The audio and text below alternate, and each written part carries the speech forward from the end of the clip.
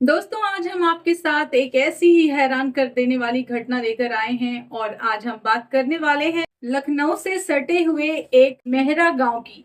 यहाँ एक परिवार जिसका मुखिया ब्रिजमोहन और पत्नी सुमित्रा बड़े ही सुखी संपन्न लोग थे।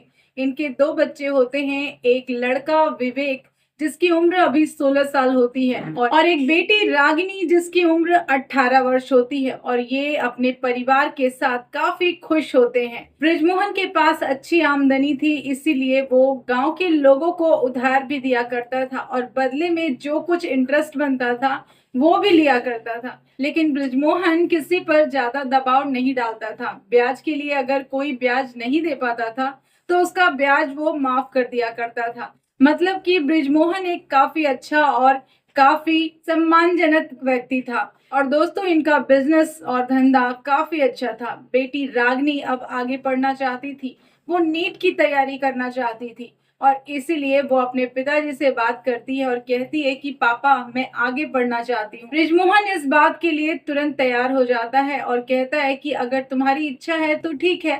और फिर दोस्तों, रागिनी का एडमिशन दिल्ली के एक अच्छे इंस्टीट्यूट में करवा दिया जाता है, जहां वो एक हॉस्टल में रहकर तैयारी करना शुरू कर देती है।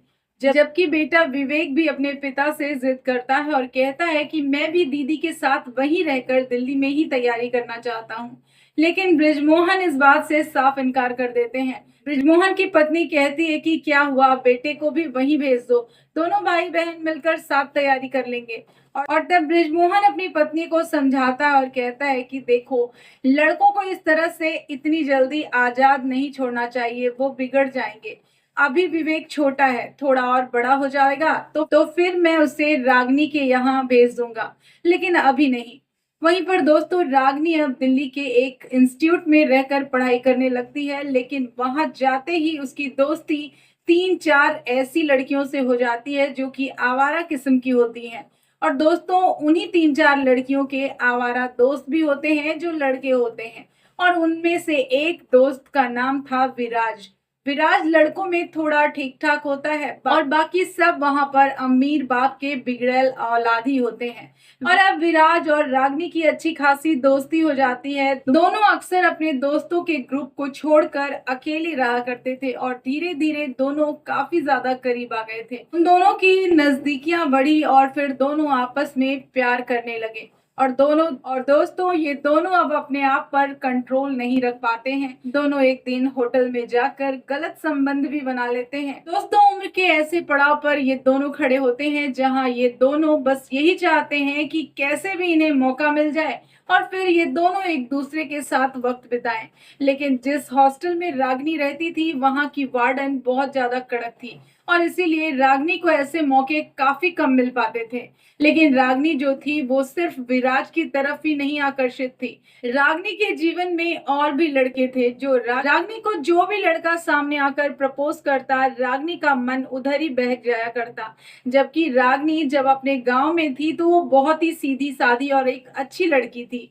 लेकिन जब से वो शहर आ गई है, बिगड़ैल लड़कियों का साथ मिल गया है, उनके साथ पढ़ने लगी है, तब से वो बिल्कुल बदल गई है। उसे हमेशा बस एक ही चीज चाहिए थी, वो जो भी लड़का हो, जैसा भी लड़का हो, बस वो उसके साथ वक्त बिताने के लिए तैयार हो जाती थी। और दोस्तों, उसकी इस आदत का, उसकी इस हरकत का घर वालों को भी एक दिन पता चल ही जाता है, क्योंकि बीच बीच में ब्रिजमोहन हॉस्टल में आकर वहां की वार्डन और वहां के रहने वाले लोगों से अपनी बेटी के बारे में जानकारी हासिल करते हैं। और तब उन्हें पता चल चुका होता है कि उनकी बेटी बिल्कुल बिगड़ गई है। ब्रिजमोहन ने कभी सोचा भी नहीं था कि उसकी बेटी बिगड़ जाएगी। वो तो यही सोच रहा था कि मेरा बेटा कहीं ना बिगड़ जाए। अब ब्रिजमोहन जब सब कुछ जान चुके थे, वो घर पर लौटते हैं, वापस आते हैं, अपनी पत्नी सुमित्रा से बात करते हैं और उसे साफ साफ कहते हैं कि हमारी बेटी पूरी तरह से बिगड़ चुकी है, हमें जल्द ही कोई अच्छा सा लड़का देखकर उसकी शादी करनी होगी, नहीं तो कहीं ऐसा ना हो जाए कि हमें पछताना पड़े। गांव में हमारी बहुत इज्जत है, बहुत सम्मान है, सब कुछ मिट्टी में मिल जाएगा और हम किसी को मुंह दिखाने के लायक ही नहीं बचेंगे। और अब ब्रिजमोहन एक अच्छा सा लड़का तलाशना शुरू कर देता है। एक लड़का मिल भी जाता है। लड़के का नाम प्रकाश है, उसकी उम्र 25 साल और प्रकाश अच्छा खासा कमाता भी था। उसका बहुत बड़ा परिवार था पूरा परिवार एक ही बिजनेस में इन्वॉल्व था। उनका बहुत बड़ा बर्तनों का कारोबार था। दोस्तों, प्रकाश अपने बिजनेस का हिसाब किताब देखने का काम करता था, इसीलिए बिजनेस का मुख्य व्यक्ति था। उससे पूछे बगैर कोई भी काम नहीं किया जाता था। रागनी की प्रकाश से शादी हो जाती है। रागनी शादी के लिए खुशी खुशी तैयार हो जाती है। वो कभी भी इसका ऐतराज नहीं करती और वो सोचती है कि चलो, इसके साथ मेरी जो भी इच्छाएं हैं मैं उसे पूरा कर लूंगी। और रागनी ये भी सोचती है कि अब मुझे कोई रोकेगा नहीं, टोकेगा नहीं। रागनी इस शादी के लिए तैयार हो गई थी। शादी हो जाती है, विदाई हो जाती है और दोस्तों फिर आती है वो रात, सुहाग रात वाली रात। सुहाग रात पर रागनी अपने पति का बेसब्री से इंतजार कर रही थी। उसका पति प्रकाश भी रागनी से मिलने के लिए जल्दी ही रात को दूध पीकर कमरे में आ जाता है। और दोस्तों, प्रकाश जो कि देखने में काफी मोटा, ताजा और तगड़ा दिख रहा था, रागनी तो उसे एक पल देखकर हिल जाती है, क्योंकि रागनी एकदम पतली दुबली और हाइट की काफी छोटी लड़की थी। और उसके सामने इतना लंबा चौड़ा आदमी देखकर वो एक पल के लिए घबरा जाती है। लेकिन अब प्रकाश अपना सुहाग रात का कार्यक्रम आगे बढ़ाता है और रागनी के साथ अपना कार्यक्रम करता है। तभी प्रकाश को ये एहसास हो जाता है कि रागनी अभी छोटी है, इसका सब कुछ छोटा है। लेकिन प्रकाश ने शक्तिवर्धक गोलियों का सेवन कर लिया था और इसीलिए वो अपने आप को रोक नहीं पाता है और रागनी के साथ लगातार 1-2 घंटे तक ये सब कुछ करता रहता है। जहां रागनी बर्दाश्त नहीं कर पाती, वो चीखना चिल्लाना शुरू कर देती है और लगभग 2 घंटे के बाद वो बेहोश हो जाती है।